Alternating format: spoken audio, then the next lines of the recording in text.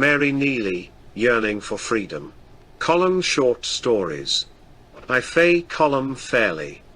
Robert Sanford Column and Mary Ann Martin were my great-grandparents. Mary Ann's parents were Calvin Jeremiah Martin and Elizabeth Sample. They were my second great-grandparents. My third great-grandparents were Isaac Martin Jr. and Rachel Sample. Rachel Sample's parents were Sarah Neely and John Sample Jr., my fourth great-grandparents.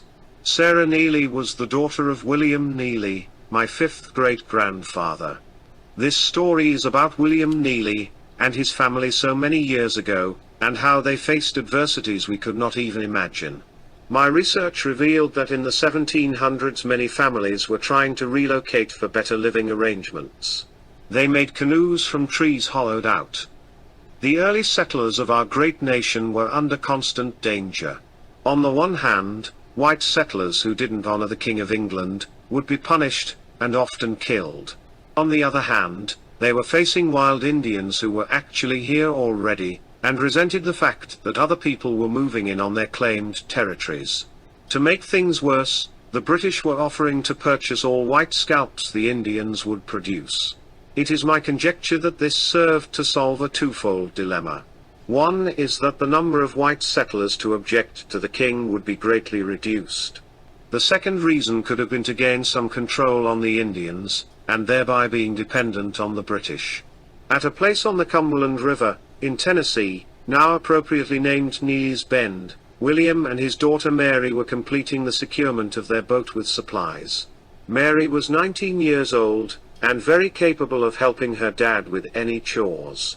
Mary had 3 older siblings, but they had accompanied the family back to safe quarters as William and Mary completed this task.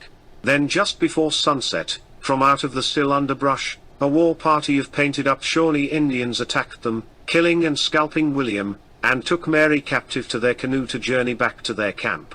The journey took 3 days, and Mary had to be subjected to much pain.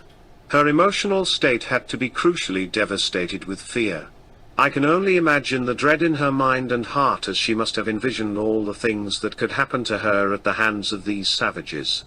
Her life would certainly be filled with horrendous treatment, sickness, near-death experiences, fear, and hatred for the captors who killed her dad, and now treating her so inhumanly. I am quite certain that Mary did a lot of praying during those horrific times. It is also my conjecture that Mary suffered so much torment, she probably gave up on the prayers after a year of suffering at their evil hands. At the onset of her capture, she had been offered a choice, to be a slave or a wife. She chose to be the slave.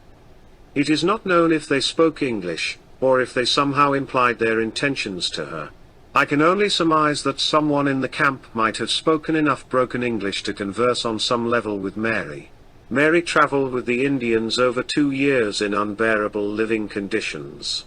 She soon came to know that her daily life was a repetition of the former day. She was bound each night to prevent her escape. She was unbound in the mornings to serve them with whatever they needed done. Her hatred for the situation and her captors was so great, the only request she ever asked for was to be put to death. It seemed that every opportunity that rose up for her escape was soon destroyed. Her thoughts were that she would be eternally enslaved to these brutal savages. The near starvation, deathly illness, ghastly injuries, and blindness paled in comparison to the lewd and inhuman treatment of their captives. They delighted in the severity of their dominance.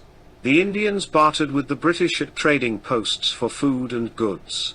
The Indians collected white scalps with which to trade. The British provided what they needed for all the white scalps they brought. It was on one such trading expedition, almost 3 years later, that enabled the escape of Mary from her enslavement. The French were also monitoring the trading posts, for entirely different reasons. They helped captives to escape the dastardly hands of the savages and British. To learn more of Mary's unbelievable journey as an Indian slave, and what monumental obstacles she overcame, you might want to locate a copy of a book called Songbirds Are Free, by P.M. Terrell. This book is based on the true story of Mary Neely, my fourth great-aunt. It shows how she endured astronomical tortures and fought seemingly insurmountable odds to become one of the most amazing women in history.